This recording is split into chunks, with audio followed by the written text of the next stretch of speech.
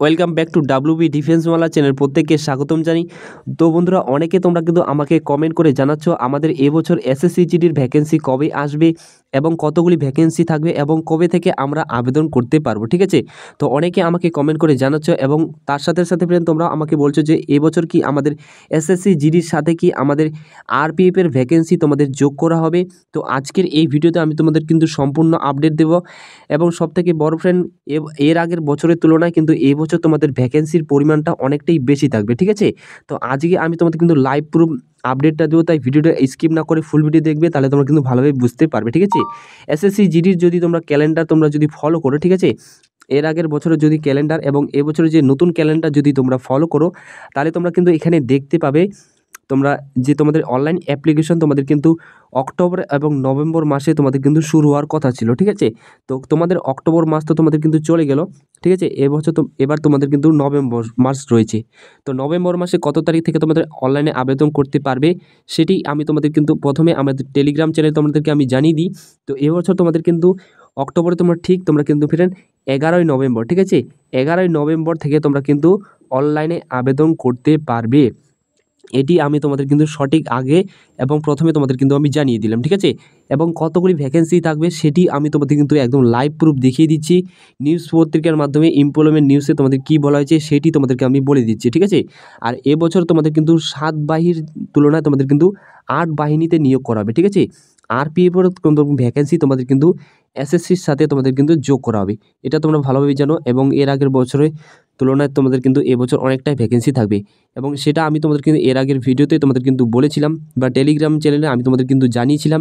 এবছর তোমাদের কিন্তু আরবিএফের ভ্যাকেন্সি তোমাদের কিন্তু এসএসসি তোমাদের কিন্তু নিয়োগ করবে, ঠিক আছে। তো সেটা তোমাদের কিন্তু এসএসসি জিডির সাথে যোগ করা হবে। তো এবার চলো আমি তোমাদেরকে দেখিয়ে দিচ্ছি তোমাদের কতগুলি ভ্যাকেন্সি থাকবে, কত তারিখ থেকে তোমরা কিন্তু আবেদন করতে পারবে। অন স্ক্রিন তোমরা দেখতে পাচ্ছ, এটি হচ্ছে তোমাদের কিন্তু এর সপ্তাহের কর্মসংস্থান পেপার। যদি তোমরা ফলো করো তারপর তোমরা কিন্তু এখান থেকে সঠিক আপডেটটা পেয়ে যাবে, ঠিক আছে। তো তোমরা যদি আমাদের চ্যানেলের প্রথম হয়ে থাকো অবশ্যই চ্যানেলকে সাবস্ক্রাইব করে রাখো, এরকম যদি ফোর্সের সঠিক আপডেট তোমরা সঠিক সময় যদি তোমরা পেতে চাও, ঠিক আছে।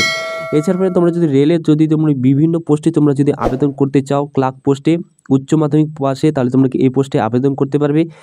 এই এইটার সম্পর্কে কিন্তু অলরেডি আমি ভিডিও বানিয়ে দিয়েছি, তোমরা যদি এখনো পর্যন্ত না দেখে থাকো অবশ্যই দেখে নেবে, ঠিক আছে। তো অনেক কিন্তু তোমরা দেখতে পাচ্ছ তোমাদের কিন্তু এখানে কি বলা হয়েছে, 8 বাহিনীতে তোমাদের কিন্তু 1 লাখ কনস্টেবল তোমাদের কিন্তু নিয়োগ করা হবে। তো কবে থেকে আবেদন করতে পারবে, তো অনেক কিন্তু তোমরা দেখতে পাচ্ছ, আমি তোমাদের কিন্তু পড়ে শোনাচ্ছি এখানে কি বলা হয়েছে, ঠিক আছে। নিজস্ব প্রতিনিধি নয়াদিল্লি, কেন্দ্রীয় সরকার স্বরাষ্ট্র মন্ত্রকের অধীনে তোমাদের কিন্তু border security force, central industry security force, Indo Tibetan সীমান্ত police, central reserve police force, সশস্ত্র সীমাবল, secretariat security force, constable general duty, narcotics বিভিন্ন পোস্টে এবং আসাম রাইফেলম্যান জেনারেল ডিউটি পোস্টে 1 লাখ শূন্যপদ পূরণের জন্য তোমাদের কিন্তু দরখাস্ত নেওয়া হবে। অনেক কিন্তু তোমরা দেখতে পাচ্ছ 11ই নভেম্বর থেকে তোমরা কিন্তু এখানে আবেদন করতে পারবে এবং 8 বাহিনীতে লোক নেওয়া হবে সর্বভারতীয় ভিত্তিতে। Staff selection commission, constable GD in central arm police force. এরপর তোমাদের কিন্তু 12 নম্বর পেজে কী বলা হয়েছে চলো আমি তোমাদের কিন্তু বলে দিচ্ছি। ফ্রেন্ড, তোমরা 12 নম্বর পেজে তোমরা চলে আসবে, এখান থেকে তোমরা কিন্তু সঠিক আপডেটটা পেয়ে যাবে। তো এখানে কি বলা হয়েছে, 8 বাহিনী তোমাদের কিন্তু 1 লাখ পোস্টে তোমাদের যে নিয়োগ করা হবে। তো 1 লাখ পোস্টে তোমাদের কিন্তু একবারই তোমাদের কিন্তু ভ্যাকেন্সি বের করবে না স্টাফ সিলেকশন কমিশন। এবছর তোমাদের কিন্তু 50 থেকে 60,000 তোমাদের কিন্তু শূন্যপদ পূরণ করা হবে, ঠিক আছে। এটা তোমাদের কিন্তু এখানে বলা হয়েছে, ঠিক আছে। একবারই তোমাদের কিন্তু অতগুলি ভ্যাকেন্সি বার করবে না।